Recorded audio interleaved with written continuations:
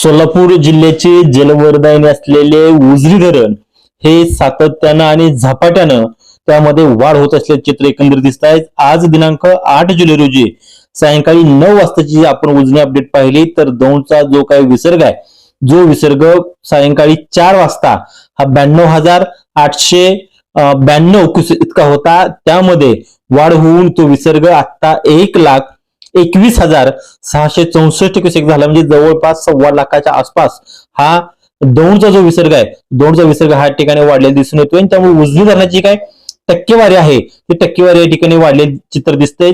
उजनीचा एकूण पाणीसाठा हा 9.91 टीएमसी म्हणजेच जवळपास 18.50% इतका भरला असून आता उजनीची वाटचाल ही 25 कडे होत असलेले एकंदरीत चित्र दिसून येत आहे।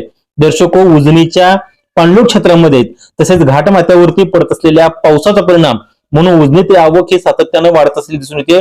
पाठीमागच्या 2 दिवसापासून उजनी धरण हे चांगलं वधारलेलं दिसून येते।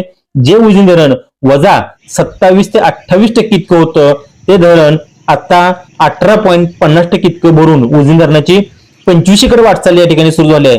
जर दौंडची आवक अशाच पद्धतीने वाढत राहिली तर उजनी धरण हे लवकरच आपलं जे अर्धशतक आहे ते अर्धशतक पूर्ण करणार असल्याचे चित्र एकंदरीतच दिसून येत आहेत।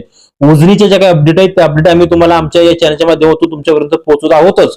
त्यासाठी आपलं हे चॅनल सबस्क्राईब करा, लाईक करा आणि शेअर करा।